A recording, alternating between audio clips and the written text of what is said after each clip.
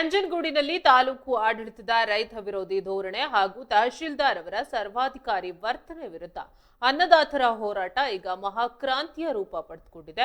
ಕರ್ನಾಟಕ ರಾಜ್ಯ ರೈತ ಸಂಘ ಮತ್ತು ಹಸಿರು ಸೇನೆ ವತಿಯಿಂದ ತಾಲೂಕು ಆಡಳಿತ ಕಚೇರಿ ಮುಂಭಾಗ ಹಮ್ಮಿಕೊಂಡಿರುವ ಅನಿರ್ದಿಷ್ಟಾವಧಿ ಧರಣಿ ಸತ್ಯಾಗ್ರಹ ಇಂದು ಯಶಸ್ವಿಯಾಗಿ 3ನೇ ದಿನಕ್ಕೆ ಕಾಲಿಟ್ಟಿದೆ.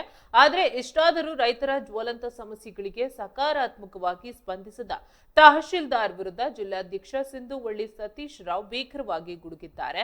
ನಮ್ಮ ರೈತರ ಕಷ್ಟಗಳನ್ನ ಕೇಳಲು ಈ ತಹಶೀಲ್ದಾರರಿಗೆ ಕಿವಿ ಕೇಳಿಸೋದಿಲ್ವಾ? ಇವರು ಅಧಿಕಾರ ವಹಿಸಿಕೊಂಡು 6 ತಿಂಗಳುಗಳಾಗಿದ್ರು, ಸಾರ್ವಜನಿಕರ 6 ಕೆಲಸಗಳನ್ನ ಮಾಡಿಕೊಟ್ಟಿಲ್ಲ.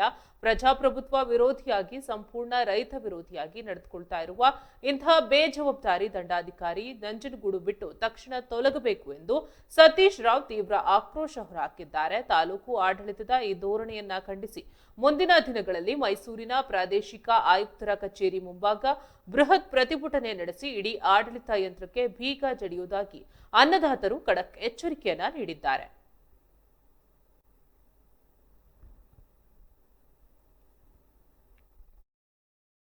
ಮೂರನೇ ದಿನದ ಹೋರಾಟ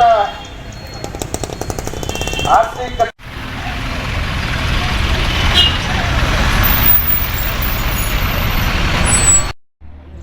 ಕರ್ನಾಟಕ ರಾಜ್ಯದ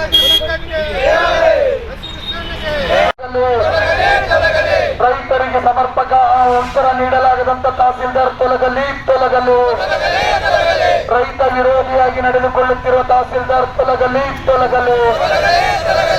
ದುರಾಂಕಾರಿ ತಹಸೀಲ್ದಾರ್ ತೊಲಗುವವರೆಗೆ ನಮ್ಮ ಹೋರಾಟ ಬಿಡುವುದಿಲ್ಲ.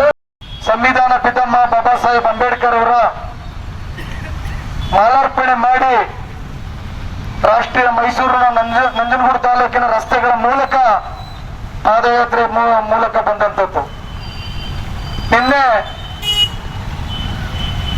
ನಿನ್ನೆನೂ ಸಹ ನಮ್ಮ ಮಹಿಳಾ ರೈತ ಹೋರಾಟಗಾರರು ಎಲ್ಲರೂ ಸಹ ಬಳಕಟ್ಟಿ ಬರಲಿನಲ್ಲಿ ಭ್ರಷ್ಟತೆಯನ್ನು ತೋರಿಸುವಂತ ಕೆಲಸವನ್ನ ಮಾಡಿದ್ರು. ಆದ್ರೂ ಸಹ ಕಿವಿ ಕಾಣದಂತ ತಹಸೀಲ್ದಾರರು, ಕಣ್ ಕಾಣದಂತ ತಹಸೀಲ್ದಾರರು ದುರಾಂಕಾರಿ ವರ್ತನೆ. ಇವತ್ತು 3ನೇ ದಿನದ ಹೋರಾಟ